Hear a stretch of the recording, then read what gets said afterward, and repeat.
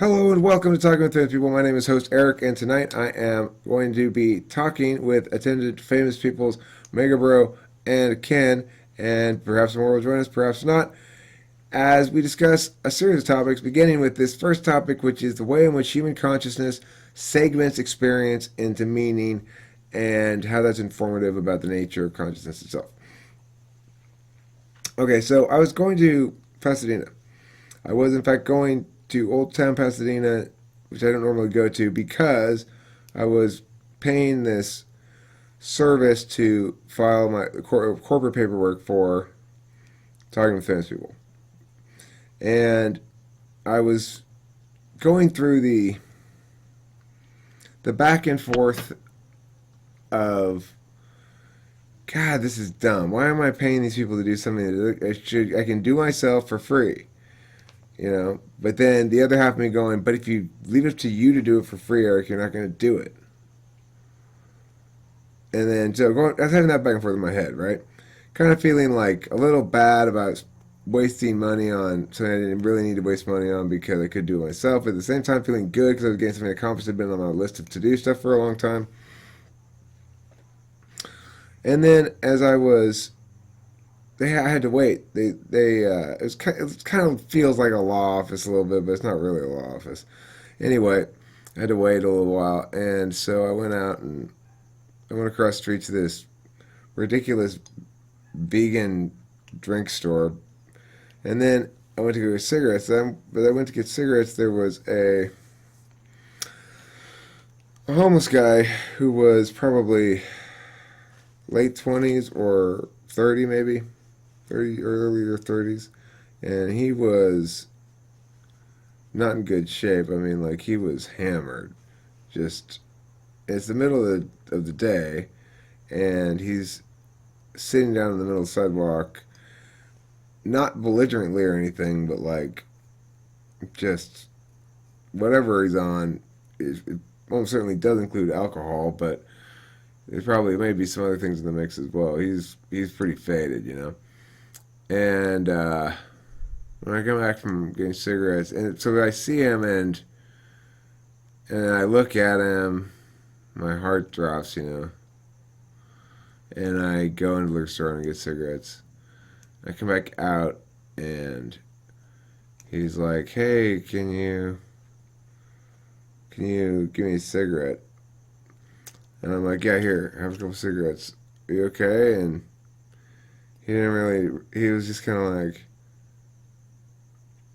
just kind of looked at me. I don't know, and then I gave him a little bit of money and walked away, and I felt this,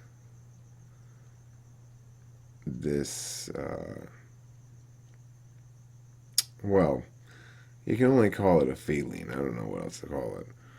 It was something akin to like anguish, And Regret? no, I mean, I felt nothing. It had nothing to do with my own actions. It wasn't. I had Well, done you plenty. you can regret not doing something. No, but I had done plenty for him already because I gave him money too. Besides giving him the cigarettes, I gave him more money than I usually give people.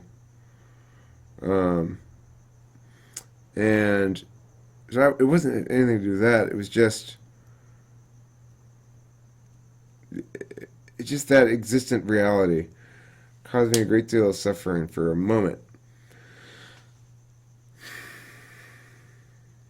And then, there's nothing you can do for him. There's nothing at all you can do for him. Because no matter what you do for him, he will continue to drink himself into oblivion until he deals with that. So, but I felt awful because here I am, you just feel the juxtaposition of shit. Like, here I am going and making videos, making fun of the vegan drink store because it's so fucking ridiculous. And then, kind of scolding myself, but kind of half patting myself on the back for paying a service to do what I could do for free because I'm too goddamn lazy to do it. But being proud of myself because at least I'm getting it done. That juxtaposing against this guy who's running across, and it was a really stark juxtaposition for me at that moment. And so I felt like an INFP for a moment. I bet that's what INFPs feel like.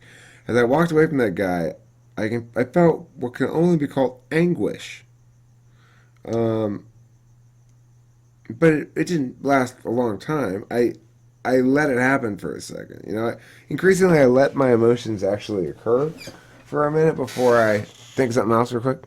I don't want to feel that emotion. That's my historical response to any feelings of emotions that might come up in me. So, but not so much anymore. Nowadays, I tend to want to feel it for a little while. It's awful. They're awful, awful things. Well, Well, there's there's also also positive positive emotions, but emotions, but unfortunately, unfortunately, they're they're of of lower lower magnitude than magnitude the than the negative negative ones. ones. Why? Oh, yeah, that's right. I know why. Well, there's some good positive emotions too,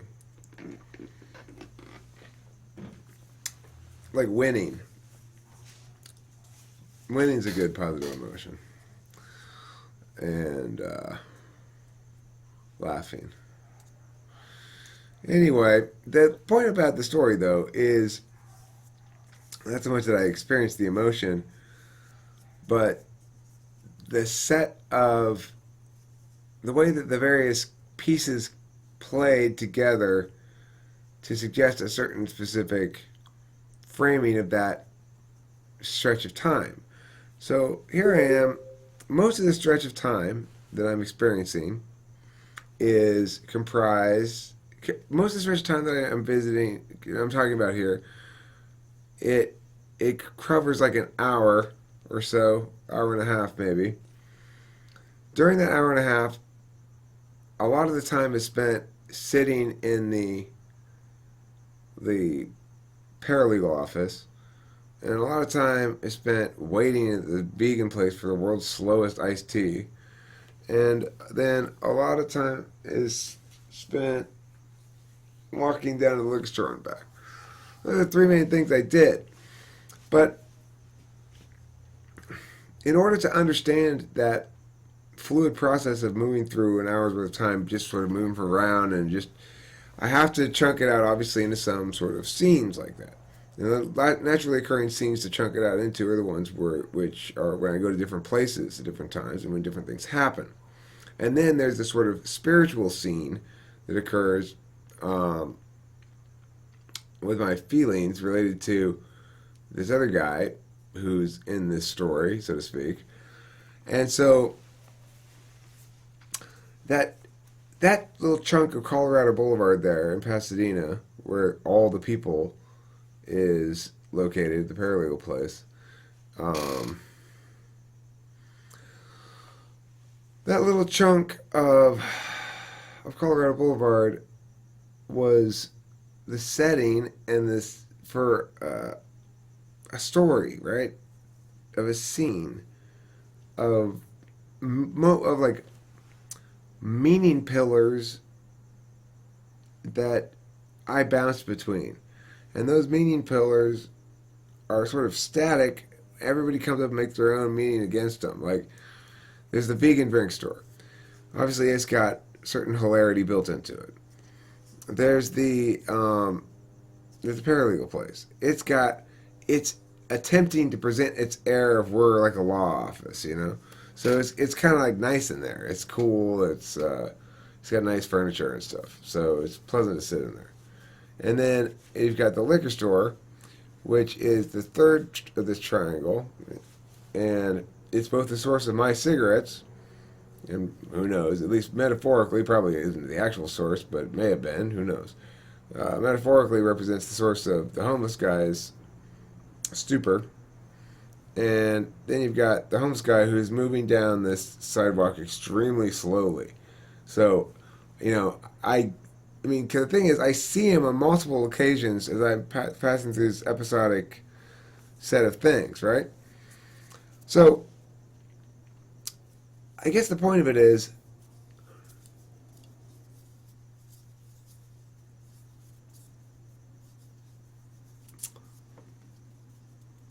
when we understand that our naming of things and our telling of stories is the same thing as our experiencing of reality, then I think there's some progress to be made there. Because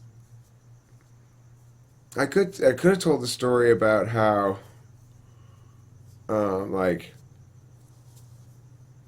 what else did I do? Okay. Oh wow. There's another part of the story actually that includes a second homeless person who was an old lady who was not drunk. I gave her less money, and I thought about the irony of that. I thought about talking about it. I was talking with famous people, as I did after I experienced the anguish. I said, okay, well, I'm going to talk about that. I mean, but see, I do that with everything. Every experience I have, I tend to turn it into how does this present to other people, whether it's here or before here, just in general in life, you know. So that's, I think, third slide FE maybe. I don't know, but the point is that I could have framed it on a totally different vector. If those things hadn't been important to me, if those weren't the sort of things I thought about, I could have talked instead about how something about the lady that helped me inside the place. Now, first I tried to do an incorporation, then I said I wanted LLC, and she's like, "Well, that's not the same thing." I mean, but that's just boring to me, right? But you could imagine another person coming in and telling that's the story that they had from that day, right? So, and in their memory, unless they do what I just did, the details of my interaction with that lady are going to be lost because I'm not making any stories out of them. And so, really, it matters to be proactive in reality shaping. That's the moral of the story. There has to be a moral if we're looking for a moral. I know you guys are constantly haranguing me for more morals. Can we have more morals to the story, please? That's it. That's all I have to say about this stuff. Any comments? I was thinking when you were talking about you could frame it, well, not just as like history, but as like a story structure. And like the story with the homeless guy had like an unsatisfying conclusion and falling action, you know. Okay, well, as a story, it doesn't work very well unless it's contextualized within my understanding of my own internal feelings a little bit through that. My understanding of, I mean, the thing is, I filtered a lot of different things through that experience with the two homeless people, keeping in mind that the first one was the drunk got more money than the old lady who was much more presentable or respectable looking or trying harder or something. But because I had given unusually large amount of money, I gave him like $5. It's not like I gave him $100 or something. I normally don't give $5 to a homeless person. It seems like a lot to give to a homeless person, but I don't know. Maybe I'm being greedy or selfish or something. Regardless, so then when I go to the lady, I just gave her my change, which probably added up to like $1.50 or $2 or something. But the drunk guy moved me. I always feel a certain there, but for the grace of God go I kind of thing with the drunks, I guess. So I'm sorry, I got off track again. So I filtered through their public policy, like, okay, this is what we cannot do anything for this guy. There's nothing we can do to help this guy. I know this guy. I was this guy, except I wasn't being this guy in this way.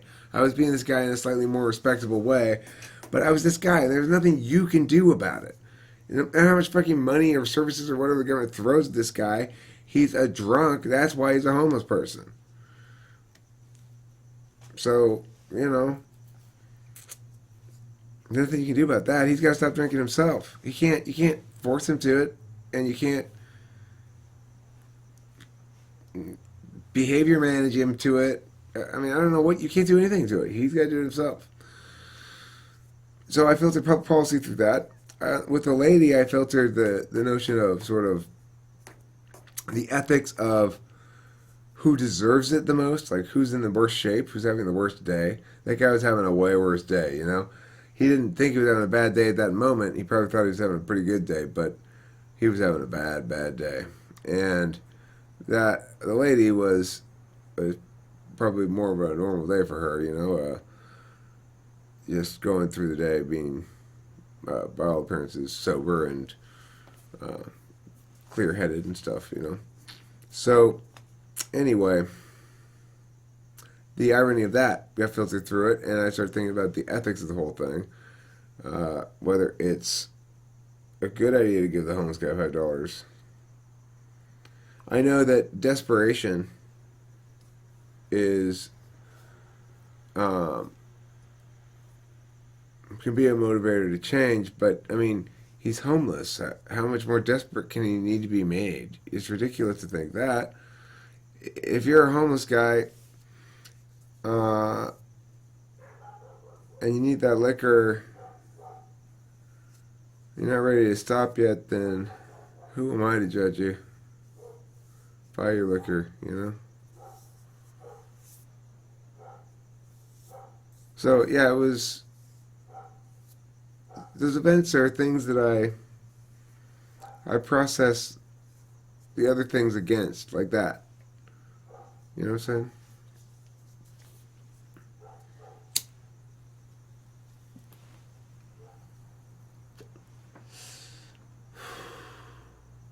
Anyway, it's depressing. I don't like depressing shit.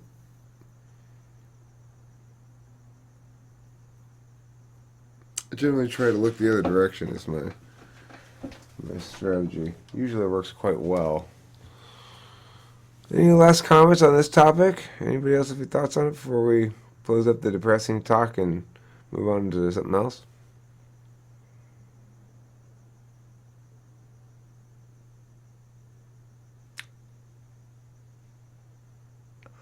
Thank you for watching. Talking with famous people.